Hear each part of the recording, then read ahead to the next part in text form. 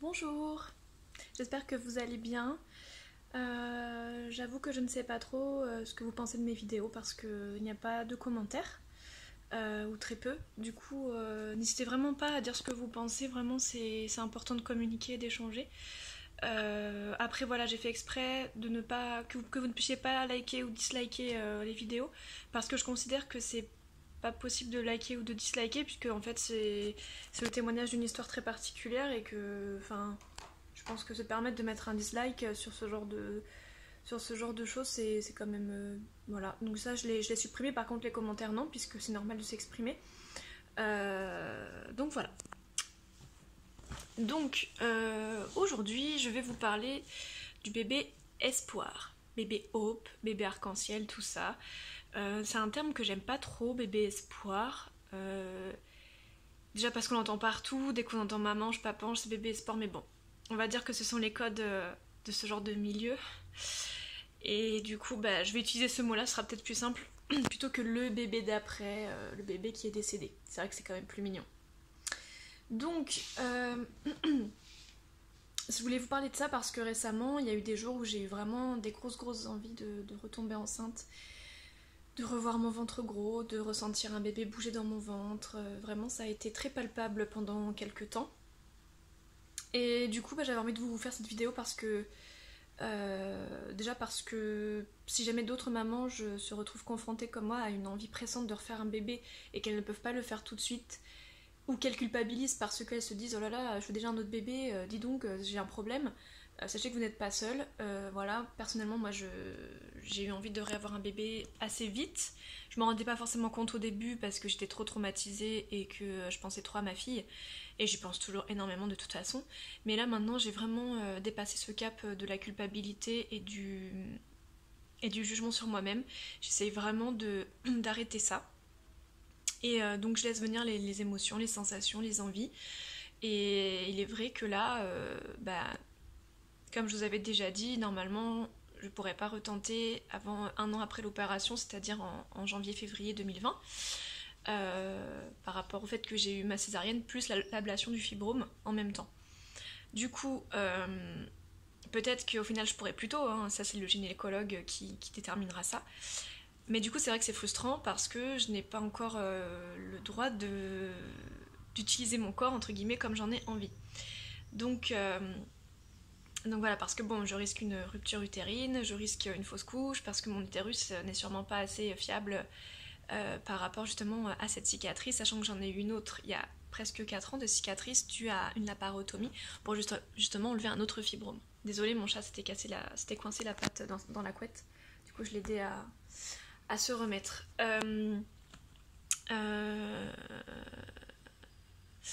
Donc voilà, hop, ça va aller louloute, t'inquiète pas.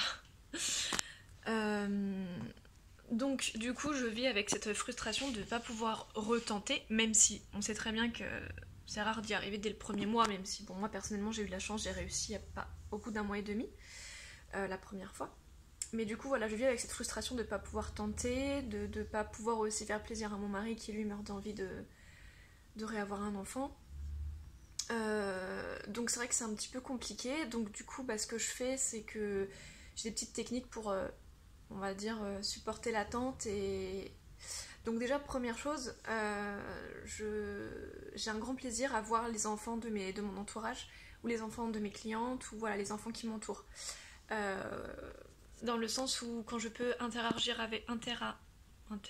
interagir. Oh mon dieu. Je suis désolée, c'est une catastrophe. C'est horrible. J'ai fait littérature, enfin j'ai fait littéraire, hein, pourtant j'étais en bac L, hein, mais faut croire que c'est parti très loin, très loin. Donc du coup, quand je peux communiquer avec eux, quand voilà, je peux leur faire des câlins, etc., c'est vraiment des moments de bonheur que je ne pouvais pas comprendre avant et que je n'avais pas avant, puisque je m'en fichais avant des enfants. Et, et voilà, et du coup, ben là, c'est vrai que c'est très agréable. Essayez vraiment de prendre ces petits moments. Mais bien sûr que ça va vous ramener à votre enfant qui est décédé, bien sûr que vous allez être malheureux d'un côté, mais d'un autre côté, ce que vont vous apporter les enfants des autres vont être aussi très agréables. Donc n'hésitez pas à montrer aux autres que justement vous aimez être en contact avec leurs enfants, que c'est pas une gêne, qu'il faut pas qu'ils soient gênés d'être à côté de vous avec leurs enfants, ils ont le droit d'être avec leurs enfants, Et voilà, essaye de prendre ces moments-là. Moi, c'est vrai qu'il n'y a pas longtemps, voilà, j'ai vu l'amie d'une amie qui était de passage dans la région et elle avait ses 2 enfants et j'ai passé des moments trop mignons avec eux et j'ai plein d'anecdotes dans ma tête et c'était génial et je suis rentrée chez moi, j'étais trop bien parce que comme j'ai pas ce contact avec ma fille, vu que j'en ai été privée, ça m'a permis de combler un peu ce manque. Donc du coup, ça m'a aussi permis de me dire, bon bah, je peux rester comme ça, je suis pas obligée d'en faire un bébé tout de suite, de toute façon, ce serait risqué. Voilà, donc première chose, voilà, kiffer les moments avec les enfants des autres. Après, personnellement, moi, quand ce sont des bébés ou des femmes enceintes, c'est plus compliqué. Surtout quand je suis au travail et que je vois des femmes enceintes ou des bébés, que je vois les mamans sourire, gazouiller avec eux et tout. C'est trop mignon et j'avoue que là, c'est difficile. Mais quand je suis en contact direct avec des enfants ou des bébés, c'est plus facile. Voilà, après, on est toutes différentes, bien sûr. Voilà, il y a ça. Et aussi le fait de te dire, profite, puisque tu as été privé de ton enfant, que c'est une souffrance déjà suffisamment difficile comme ça. Profite de ces moments où, en gros, tu n'as qu'à penser à toi, à ton conjoint ou ta conjointe, ou à ton travail, etc. Profite de ces moments pour penser à toi et à faire des choses pour toi. Puisque après, une fois que tu auras baby hope, ou baby espoir, ou bébé arc-en-ciel, je sais jamais quel terme utiliser, une fois que tu auras fait ce bébé, tu n'auras plus de temps pour toi, ou beaucoup moins en tout cas, car voilà, un bébé c'est quand même une grosse charge de temps, de travail, d'attention, c'est très très très fatigant surtout les premiers mois, donc même si on l'aime plus que tout et qu'on est trop heureux de l'avoir, voilà, il faut quand même prendre ça en compte, donc profite de ces moments où tu ne peux pas encore essayer de faire un bébé pour kiffer à fond, voilà. Même si c'est pas facile tous les jours, vous en conviendrez, personnellement il y a des jours où c'est encore très très très compliqué. Voilà, je fais une petite rechute samedi, c'était un peu hardcore. Donc voilà, il y a ça, c'est vraiment les 2 anecdotes principales qui moi m'aident. Après, il y a aussi le fait de vous dire, plus vous allez attendre, plus vous allez être heureux d'avoir ce bébé aussi. Et comme vous avez vécu un deuil périnatal et que c'est quelque chose d'absolument abominable, et ben vous allez être encore plus heureux, vous allez encore plus ressentir ce bonheur quand vous aurez votre bébé dans vos bras. Donc dites-vous qu'attendre quelques mois, c'est pas si affreux dans le sens où en fait le bonheur n'en sera que décuplé en fait. Voilà. Donc voilà, je pense que ce sont les trois vraiment arguments principaux. Voilà, profitez pour faire du sport, pour vous remettre de l'accouchement par césarienne ou par voie basse que vous avez eu pour votre enfant décédé. Voilà, et voilà, essayez vraiment de prendre soin de vous. Et puis une fois que vous serez prêt, une fois que votre corps pourra accueillir à nouveau une grossesse, là, voilà, là vous pourrez vous lancer, vous pourrez vraiment vous éclater. Voilà, après on est toutes différentes. J'avoue que d'un côté j'envie un peu les mamans qui peuvent refaire un bébé quasiment dans la foulée. Et d'un autre côté, voilà, j'essaie vraiment de prendre mon cas à part et de me dire, moi je peux pas, mon utérus n'est pas encore consolidé, attends un petit peu.